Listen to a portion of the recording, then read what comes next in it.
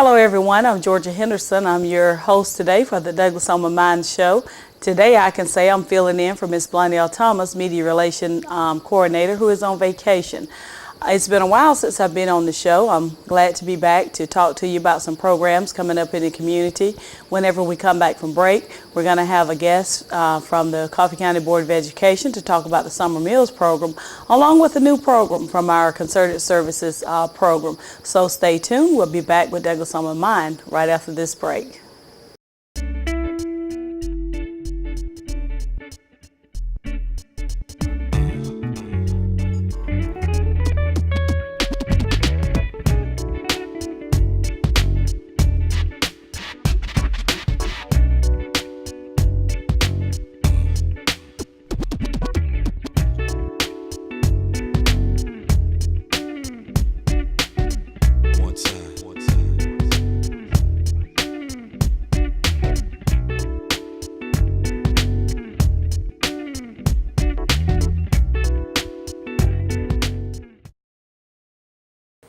We're back from break, and thanks for continuing to watch Douglas on My Mind. Joining me on the show now is Carlos Nelson, who is it's a long name, for Concerted Services. He is the court-appointed special advocate. CASA yes. Is what is acronym. So it's a shorter version of saying that long job title. But welcome to the show today. Thank you for having me. Glad to have you here, and we wanted to get you on because this program that you're doing, the CASA program, I understand it's been around for some time, but if you would, before we just jump into the questions, just kind of tell everyone what it is and how did it get started. Okay.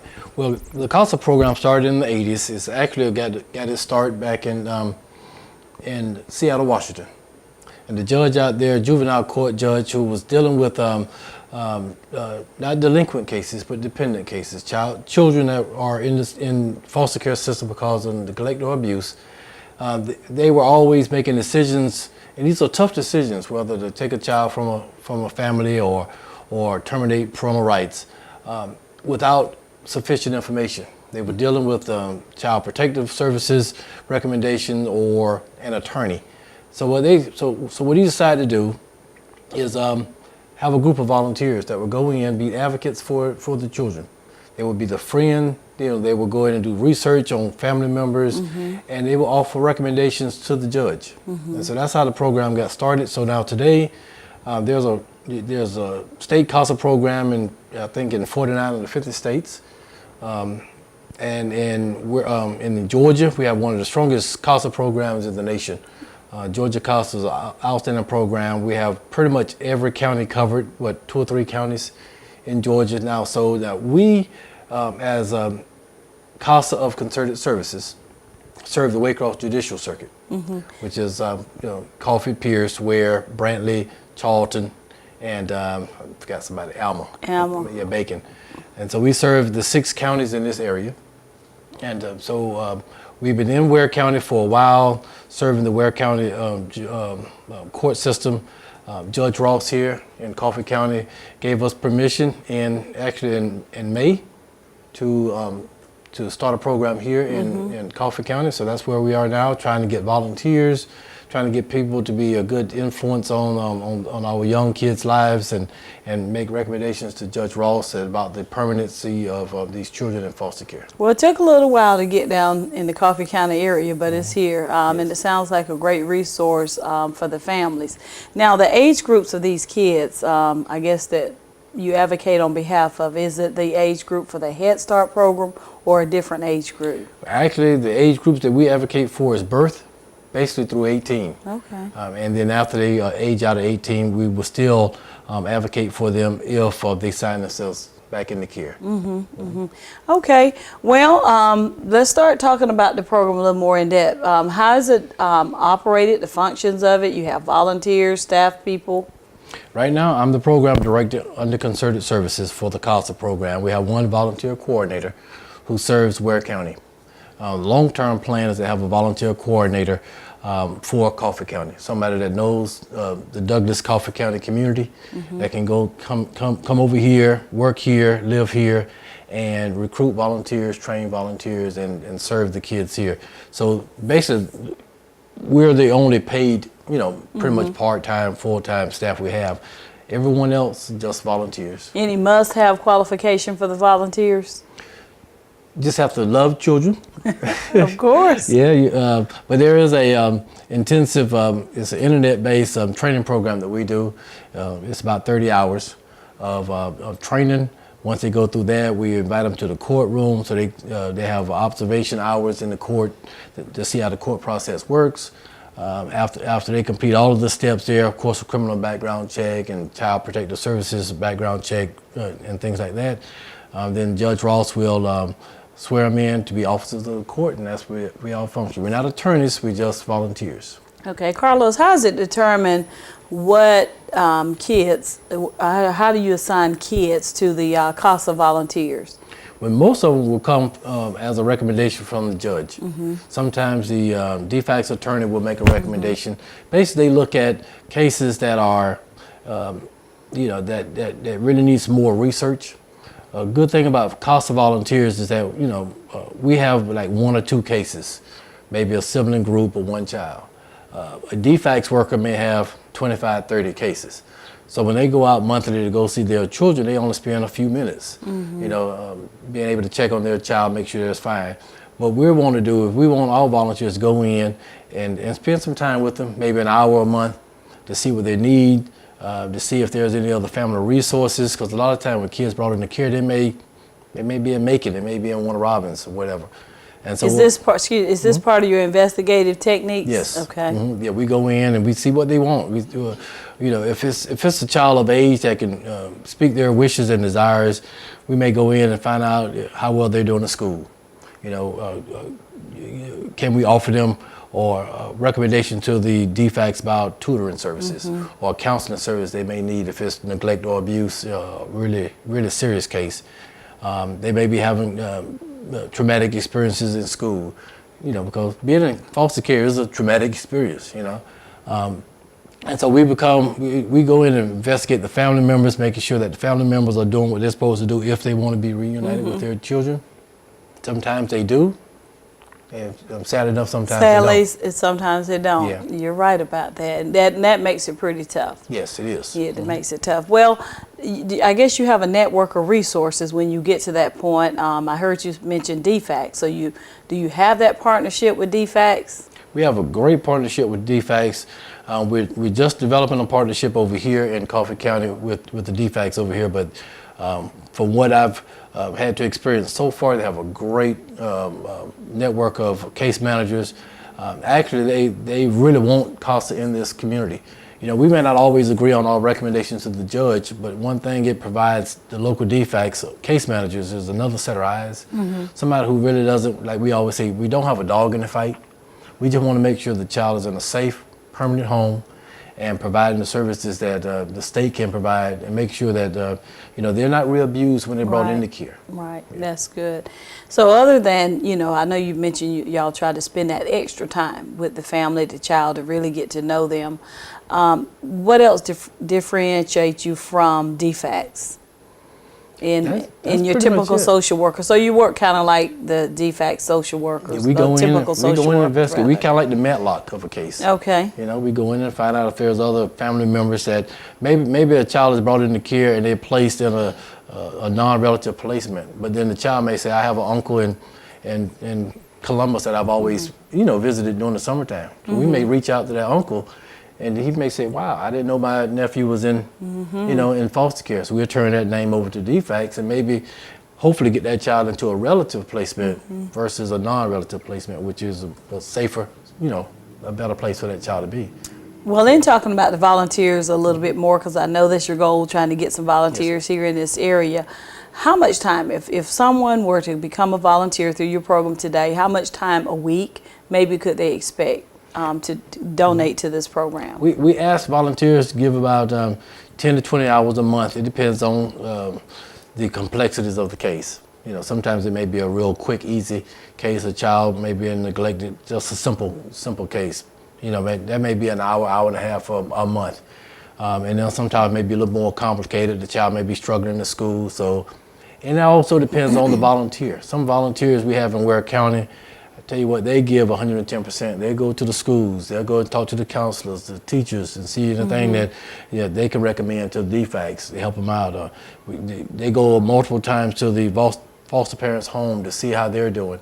So it depends on the volunteer. We have some volunteers that give a minimum about 3 or 4 hours a month on easy cases. Then we have some that gives about 15, 20 hours a month. Okay, doesn't seem like a lot It's to not a ask lot of for. time. No. Not in a child's life. It really No, isn't. it's Yeah. not.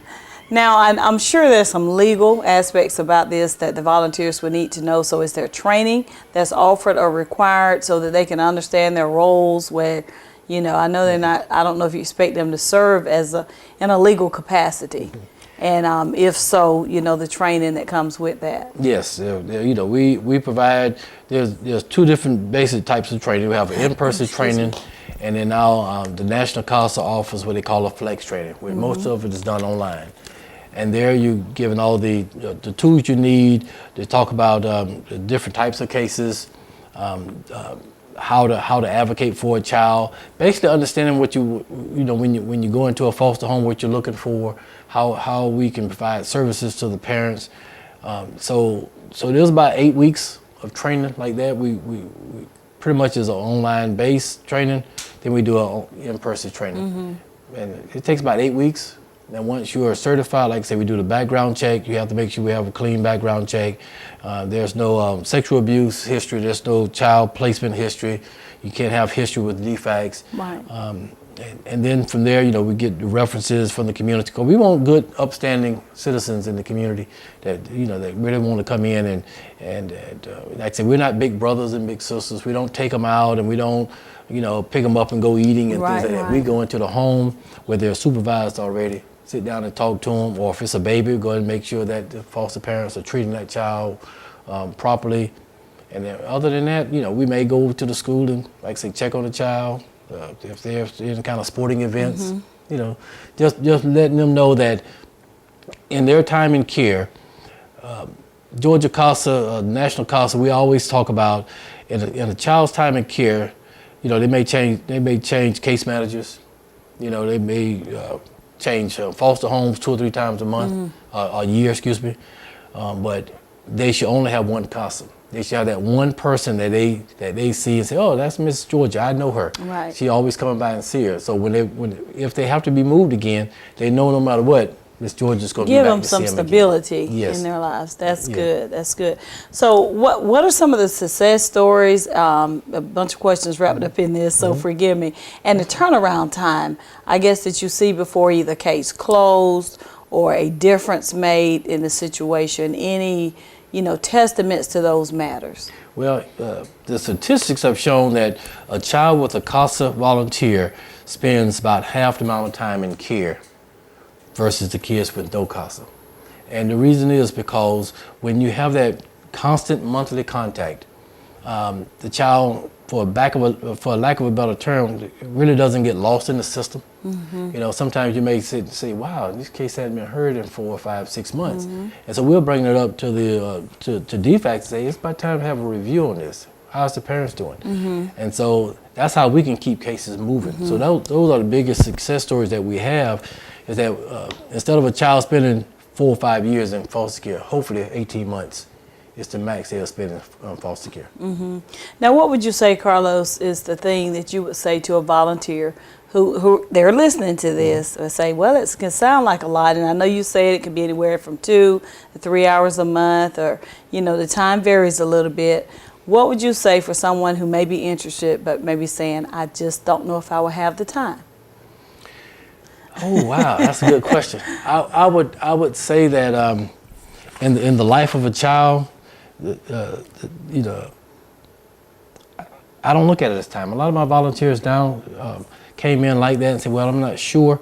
But we always say that come in and do what you can. If you can handle one child, that's all we want to give you, one child. Crazy enough, we have volunteers that after they get that one child and they sit in the court and they'll say, you know what, when the judge says, hey, do you have a CASA? I want it. I think I can make a difference. So we end up going the other direction. We have to tell some volunteers, okay, you got, we got enough. We don't want you to get, 8, 9, 10 kids. we want to hold you back a little bit so you can give as much time to the cases you have. So we really don't have a lot of volunteers that say they don't have a lot of time, but we understand that it is a lot of time in a child's life, when they can look up and see somebody they've seen, constantly every month, and can depend on. But if you cannot be a CASA volunteer, there are other things you can do for the CASA program. Okay. Most of our money comes through fundraising. There's a couple of grants that we have. We have a good fundraising group like Friends of CASA. We have people that may not actively volunteer for our CASA program, but they help in doing those things, or public relations, things like that. Funds raised, do it stay in each county or just Yes, go ma'am. toward the whole entire program? So it does stay in each county? Yes, we have the grant that covers the administrative part of it, and then the monies that we raise in Coffee or Pierce or Brandon will stay in those counties to help. Like I mentioned earlier, our goal is to have a volunteer coordinator here in Coffee County. Right now, I come from Waycross to Coffee and try to recruit and do other things. And then as we get volunteers, I want to have somebody that lives in this community, that knows the service groups and the churches, and can get out there and really speak on behalf of the kids in Coffee County. Right. Yeah. Well, we're going to hope that someone is listening today and they will step up and sign up for this program. Once again, this is Carlos Nelson, and he is the CASA coordinator, CASA program coordinator? Director, I'm sorry. Call director. me anything you want, just as long and as the you call me. CASA is short for Court Appointed Special Advocate.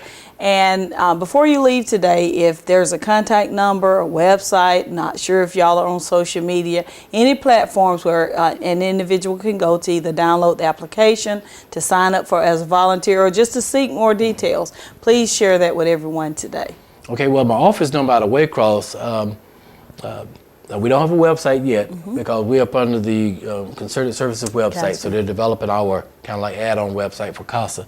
But you can reach me at 912-809-6072, and we're located out of the Concerted Services Administrative Offices in Ware County, or you can call or email, CASA, C-A-S-A, at concertedservices.org, and we'll get you signed up and come over here and talk to you and invite you to come to court and see what it's all about.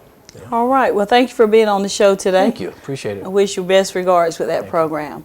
Okay, we're going to be back with more Douglas on My Mind right after this break.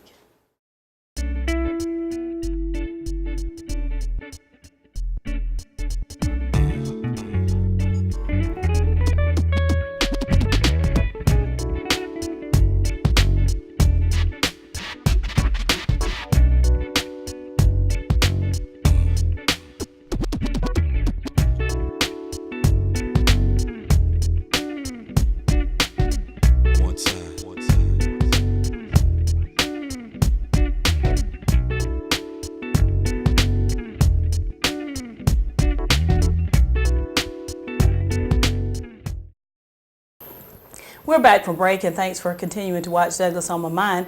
Joining me on the show now is Sue Farmer, who is the secretary for the Coffee County Summer Meals Program, and also we have Sheila Cooper, who is the coordinator. So we thank you ladies for being on the show today. Thank you. Thank you for having us. All right, so I'm sure a lot of people in the community are well aware of this program, but yet, as always, there's always room to do further awareness so that everyone can kind of know. So we'll start out with you today, Sheila. If you will, just tell us, what is the Summer Meals Program and how did it get started? Well, I've been here for 25 years, and the Summer Meals Program has been around before I ever came, but we are here to feed children. We want to feed children that's out there. It's not just the poor kids. These children are children that is left home alone because the parents is having to work, or any circumstances. So the summer feeding is we go in and prepare food, and we take it out on sites. We have breakfast and lunch offered for community partners, and we take it out on sites, and we try to keep these kids from being hungry. Well, I know that this program doesn't discriminate based on any social backgrounds or whatever. Anyone, at these centers, we'll get more into that, the kids can partake of the food. But I'm sure there had to be a determining factor of how we got this program in our community here in Coffee County. Could you explain that, please? Yes, we found out that so many kids were going hungry, and so we wanted to reach out to them and help the parents, financially. And so we decided that we was going to do this summer feeding program, and we was going to reach as many kids as we could to feed them breakfast and lunch every day. Well, Sue, I don't know if you have anything you want to add to that. I know I had read somewhere, because every now and then, being in the job I'm in, I have to pull up demographics on our community. And I think Coffee County is listed like having an average of 27% poverty rate. So what would you, y'all been in the Board of Education and working, I'm sure you see things that we may not really see in the community. Right. Well, the school nutrition program, it's called a community eligibility provision, and that means that there's a certain percentage of children who are in school and they're on some sort of public assistance, and when that reaches a certain percentage, we're able to qualify. But that's for the year. That's for lunch and breakfast throughout the school year. Right. The summer feeding program is different in that any child who goes to one of these sites, as long as they're 18 or under, they'll be fed. And doesn't even have to be a student of the public school system. No. Well, I think it's an awesome program. It's sad that it's needed in the community, but I'm glad there are federal funds out there to cover it. Well, let's just talk about the program. What is it like having this program in the community? How does it benefit the kids, the families? Well, as a parent, I know that when your children are at school, they're given a meal. My children eat breakfast at home, they eat lunch at school. But there are a lot of kids that eat breakfast and lunch. That's true. And when summer vacation starts, those meals stop. And that can be a hardship on parents. I mean, I feel it just with meals that I didn't normally have to provide during the school year. Well, and that's true, and we never want to make too light of the situation, but in talking to individuals, that have kids in school, that's one of the things I hear them say, I can tell that school is out. They're eating and drinking up everything, and the snacking or what have you. Right. So it's definitely a benefit. All right, well, Ms. Sheila, kind of tell us about the program. Tell us what the typical meal is for a breakfast and a lunch meal, and how many kids are being serviced in this area. Right now, we're feeding from 8 to 850 kids, and our meal just consists of a meal pattern that we use during the school year. They get a meat, a vegetable, bread, milk, and juice. And they, say for instance, today they got whole muscle chicken. And if anybody know what whole muscle chicken is, that's all white meat chicken. They got whole muscle chicken sandwiches. They got carrots and dip, and they got a fruit, and they get a choice of 2 different fruits. And so they got a fruit and they got a milk to go with it.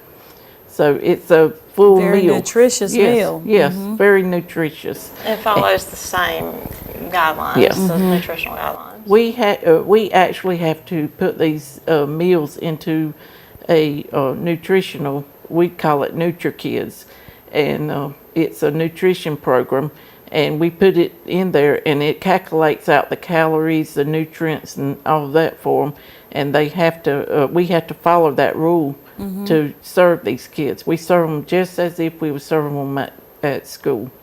Well, let's kind of talk about that, the process that it takes to get these meals out to the sites. And since we're talking about how many kids, because you're saying like 850 kids, what is the process? Who are your workers? Our workers is our regular employees and our subs, We use some subs because our subs don't get a paycheck during the summer. So we try to utilize them as much as possible.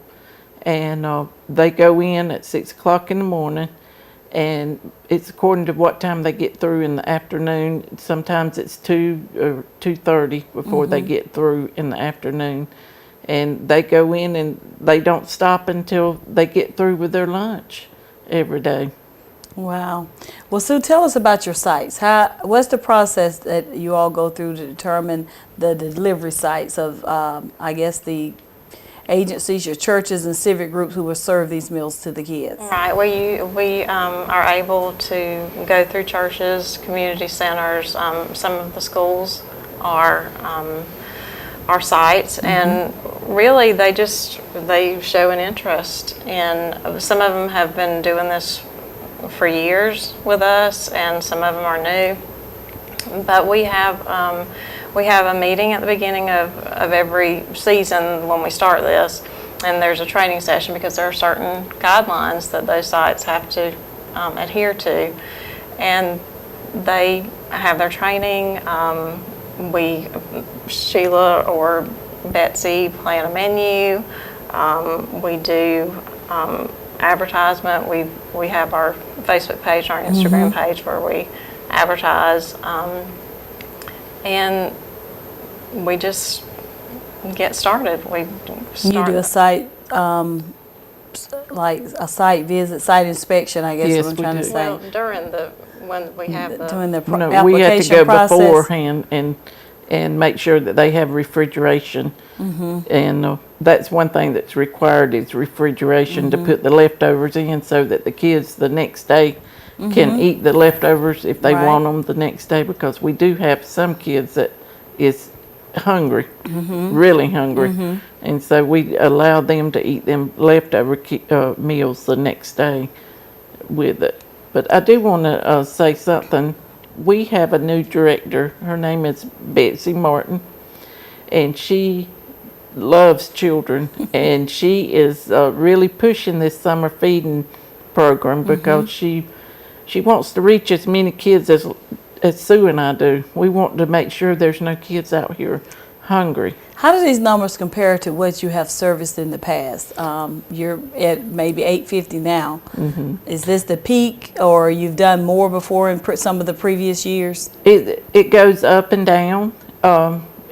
As last year we didn't feed about 450, and this year Betsy has really gotten out with the community partners and tried to work with it. We did a radio program with the Pastoral Association, and that really boosted our numbers up. And last week I worked all week with them last week, and last week we was feeding over 1,100, but this week it's dropped back down. So it's up and down. You know, some sites only goes for 1 week, or they can go all summer. Now we do want to encourage people that's doing vacation Bible schools to hook up with us and let us feed the kids for vacation That's Bible an school. awesome partnership. Yeah. Well, I'm not, but I know we're going to talk about that on this, like, community involvement. Well, shoot, there was another question I was going to ask you there. We're Yeah, going sorry. we're going to move on through it. Well, let's go ahead and talk, and if I think of it, I'll come back to it.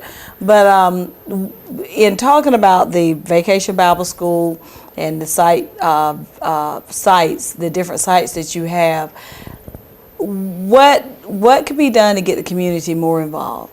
So if you want to address that.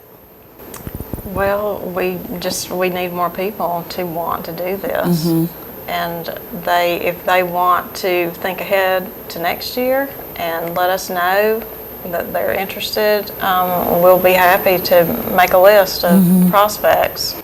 And how many sites do you have now? There are close to 20 right now, and that's a lot more than we had last year. Well, think it we sounds like it, because if you serviced about 400 last year, you have more than doubled. And that's per day. Oh, So, wow. that's a lot of That's a meals. lot, and you want to go up more. So it definitely shows our community that there is a need to feed the kids during the summer months, and there's a need to have registered sites.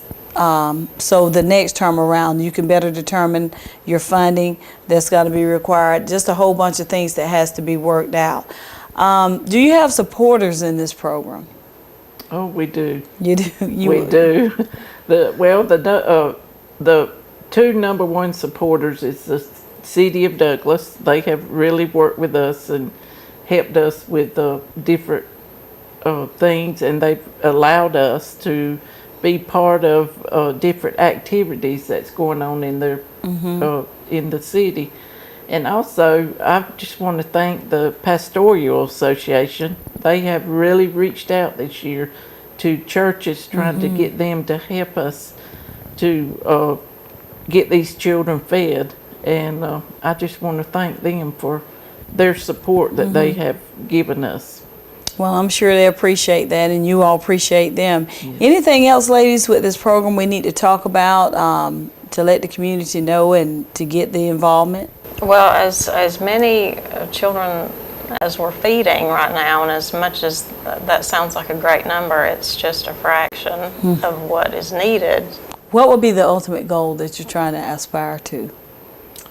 Well, I just went to a meeting last week, and in the meeting they said that in the state of Georgia there was a little over 500,000 kids that goes hungry during the summer months. And I just feel like that if we can reach half of them kids here in Coffee County, that we could that it would be a blessing for somebody. So do you know what that number would be? Like you're doing 800, 850 now. Would your goal be 2,500? We'd like to have at least 2,500, but we will take as many as we can get, because, like I said, we out here to feed these children and get these children that may be hungry fed, and we just want to please our community. Well, I tell you what, I encourage y'all to keep doing what you're doing. Like you say, you've been on the radio show. I saw y'all out at the Summer Beach Bash, bringing awareness and giving out some juice cups that were very pleasurable in the heat. You're here today on the Douglas On My Mind show. So just continue to advocate for the program, and I believe you'll reach that goal. You may be at least 1 or 2 years away. I'm just going to predict from meeting your goal, but keep doing what y'all are doing. Before we leave today, we definitely want to always leave room for y'all to share information on how you may be contacted in case there's someone who wants to get involved and sign up for next year to be one of the sites. So we're going to let Miss Sue take us out today with that information. I don't know if y'all are on social media, if you have a website tied in with the Board of Education, or just a phone number. Well, our phone number is 389-6517. And we have a Facebook page. It's Coffee County School Nutrition. We also have an Instagram, which is What's for Lunch Coffee, and the 4 is the actual number 4. But you can contact us, follow us on social media. That would be a big way of getting information from us. All right. Well, Coffee County, let us do all that we can to help the Board of Education Nutrition Department reach this goal. Ladies, thank you for being here today. Thank you for having us. All right. Okay, when we come back, we're going to hear some closing announcements and find out about some summer programs that are still available for your kids during the summer months. We'll be back with more Douglas On My Mind right after this break.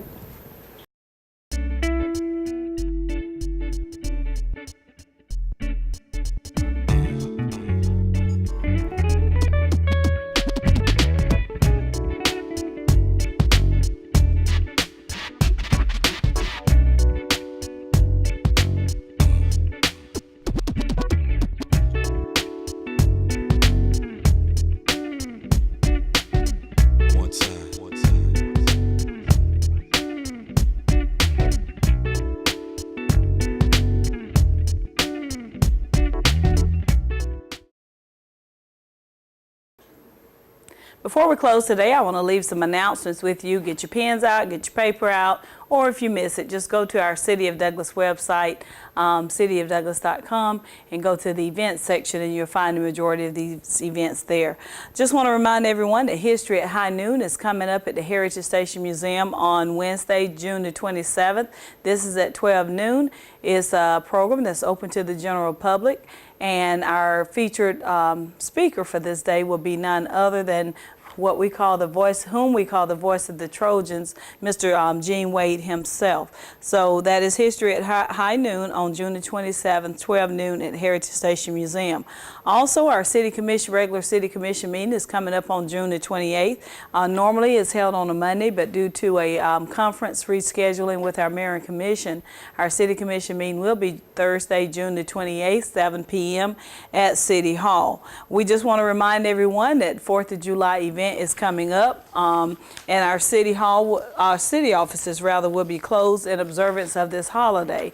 And while I'm talking about the 4th of July, we just want everyone to know that 93.5, 97 WDMG, 97.9, WDMG, 101.9 The Rocket, and 106.7 The Big Buck are all partnering with the Douglas Exchange Club to bring the 4th of July Freedom Fest, and the theme this year is Light Up the Sky over Jardine Stadium. This will be held at Jardine Stadium. Gates will open at 6 p.m. to the public.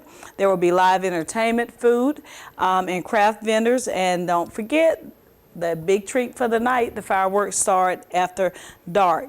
Free admission, but there's a $5 all-you-can-play kids zone that will be at this event, and this is the Light Up the Sky over Jardine, which traditionally we know as our annual 4th of July Freedom Fest and Fireworks event on July the 4th. And for more information, you can call any of the local radio stations or Ashley McQuaig at 912-592-0183.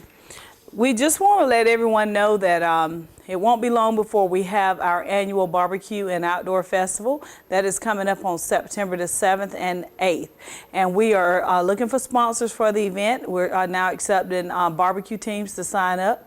We are full of food vendors, just still taking applications for just a few select special food vendors, but for the most part, we're full of food vendors. However, we are still accepting general vendors, arts and craft vendors, and barbecue teams for this event.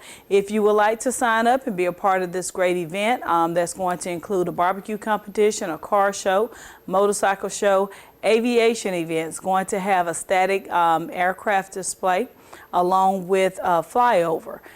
Please call us at 912-383-0277 or visit our website again, cityofdouglas.com. Coming up on Saturday, June the 23rd at the Martin Center, downtown Martin Center, the Bushmen will be in concert featuring the sounds of the 50s and the 60s. Doors open at 6 p.m.